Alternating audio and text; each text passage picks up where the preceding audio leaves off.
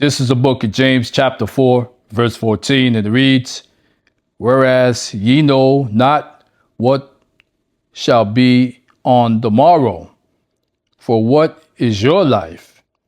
It is even a vapor that appeareth for a little time, and then vanisheth away." In verse 15, "For that ye ought to say, if the Lord will, we shall live, and to do this or that." Shalom, shalom. First and foremost, our praises, honor, and the glory shall go to Yahweh, Bahasham, Yahweh Shai, Bahasham, Rakak Kodash, Barakatham. Double honors shall go to apostles, elders, and bishops, a great millstone to continue to teach and to rule well. Shalom to the Hakims, a great millstone in like-minded camps and individuals who continue to teach as one body, who continue to be out on the highways and byways, risking their lives for the greater good. And also shalom to the sincere Akwats, who are continuously learning in silence as the Holy Scriptures have commanded for you to do so. This is Azariah Gabar, representing the King is Coming channel, back at it with another lesson for edification purposes. All right, so today's title for this very blessed lesson will be Lord willing. Simple. Lord willing. Because James 4 and 15, I'll repeat it again. "For that ye ought to say, if the Lord will, we shall live, and to do this or that." Because let's face it, way too many of us, and listen, I include myself, but I am making the valiant attempt to make this adjustment.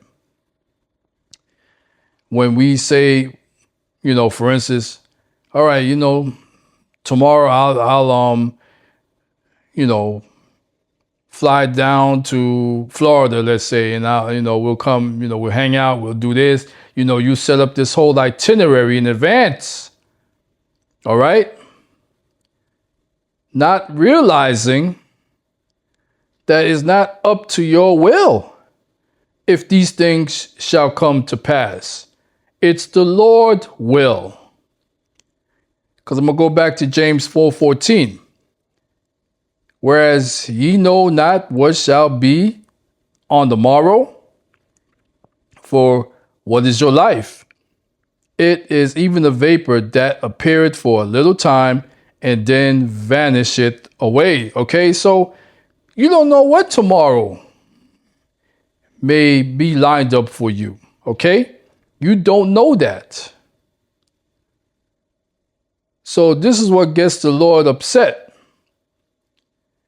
because you're not taking into account that it's up to Him. Ultimately, it's up to Him whether this will take place or not. You know what I mean? This, that, or the other, okay? He makes that determination, not us. And so, to further prove my point, we're going to go to the book of Proverbs 20:22, and it reads, "Say not thou, I will recompense evil, but wait on the Lord, and He shall serve thee," or save thee rather. Verse 23, "Diverse weights are an abomination unto the Lord, and a false balance is not good." Because life is about balance, okay? That's another aspect that we, have to continue to remind ourselves. You're going to have your good days and you're going to have your bad days. Not every day is going to be a good day. That's the balancing act.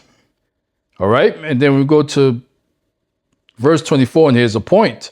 "Man's goings are of the Lord. How can a man then understand his own way?" Oh, yes. All right?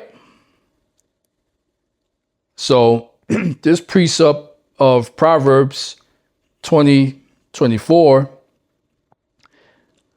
directly links up to the precept of James 4:15. Lord willing. Okay? It's his will. I'll say it again. It's not ours. Because how can we understand our own way? No. The Lord is He's a producer and the director of this play called life. I've mentioned this in previous videos. Okay, so I'm gonna give a couple of examples of the Lord's will, and then I'll close this lesson out for this morning. Because when we go to the book of Matthew 4:1, it reads, "Then was Yahushua led up of the Spirit into the wilderness to be tempted of the devil." See? And this is the Lord's will. Okay? This was Yahweh's will, to have his son Yahushua led up of the Spirit into the wilderness to be tempted of the devil. All right? Verse 2, "And when he had fasted 40 days and 40 nights, he was afterward and hungered." Verse 3, "And when the tempter came to him, he said, If thou be the son of Yahweh, command that these stones be made bread." So here comes Satan, pretty much mocking Yahweh Ba'ashem Yahushai. Salakia, all right? And verse 4, "But he answered and said, It is written, Man shall not live by bread alone, but by every word that proceeded out of the mouth of Yahweh." Verse 5, "Then the devil taken him up into the holy city and set him on the pinnacle of the temple."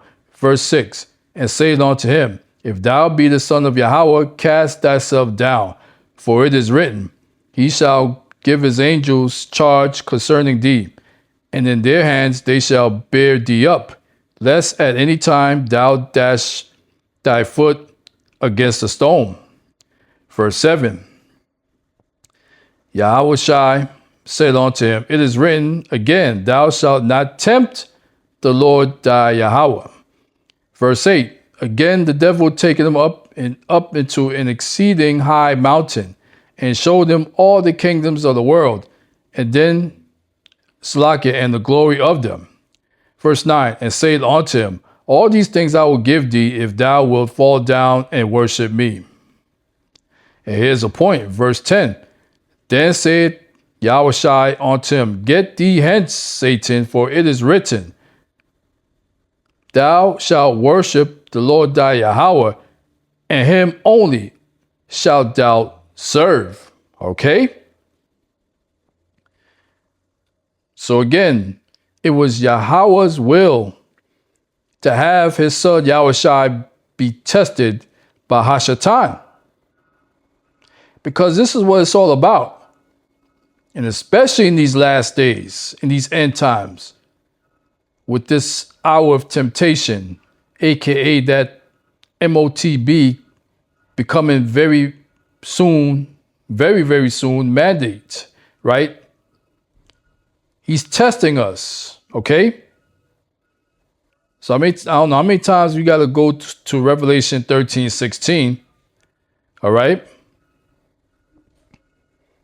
You know, as far as no man can buy and sell without that mark. All right, so that's that microchip. Once again, so he's testing all of us, including especially us hopeful 1/3 of the elect of Yasharallah. All right, life is a test. You either pass or you fail. Period. Salakia, there's no in between. Salakia. So speaking of testing, we're going to go to the good old book of Job 1:6. It reads, "Now there was a day when the sons of Yahweh came to present themselves before the Lord, and Hashatan came also among them." Verse 7, "And the Lord said unto Hashatan, O Satan, whence comest thou?" Then Hashatan answered the Lord and said, from going to and from in the earth, okay, and from walking up and down in it. Okay, so again, that's another textbook example of the Lord's will. His will is to allow Satan to go to and fro in the earth and walking up and down in it to this very day. Verse 8, and the Lord said unto Satan, hast thou considered my servant Job, that there is none like him in the earth, a perfect and an upright man, one that feareth Yahweh and escheweth evil? Then Satan answered the Lord and said, doth Job fear Yahweh for naught or for nothing? Again, there was a day. Okay, Slakia. That's the end of that. All right. So again, basically, the Lord and Satan made a bet. They made a wager on the prophet Job. Because Job, not Job, Satan told the Lord, listen, he's only serving you because he's blessed plentifully. I'm just roughly paraphrasing, but if you take these things away, he's going to vex you. So that's how that whole thing started. Okay? So again, in Job 2:1, this is pretty much the same precepts, right? Same story. Job 2:1, it reads, again, there was a day when the sons of Yahweh came to present themselves before the Lord, and Satan came also among them to present himself before the Lord. Verse 2, and the Lord said unto Satan, from whence comest thou? And Satan answered the Lord and said, from going to and fro in the earth, and from walking up and down in it. Verse 3, and the Lord said unto Satan, hast thou considered my servant Job, that there is none like him in the earth, a perfect and an upright man, one that feareth the Lord and escheweth evil, and still beholdeth fast his integrity. And that's what this walk of life is about. Integrity. Either we have it or we don't. All right. So to continue, although thou movest me against him to destroy him without cause. Verse 4, and Satan answered the Lord and said, skin for skin, yea. All that a man had will he give for his life. Verse 5, but put forth thine hand now and touch his bone and his flesh, and he will curse thee to thy face. All right. And the Lord said unto Satan, behold, he is in thine hand, but save his life. Woo! Okay, so simply put, another textbook example of the Lord's will. Why? Because the Lord gave Satan that power to destroy all of Job's possessions, but his life was not to be touched. His life was to be saved. And guess what? Satan didn't argue. He didn't buck up against Yahweh. He went with the program, okay? Lord's will. Okay? So let's see if I have any more precepts.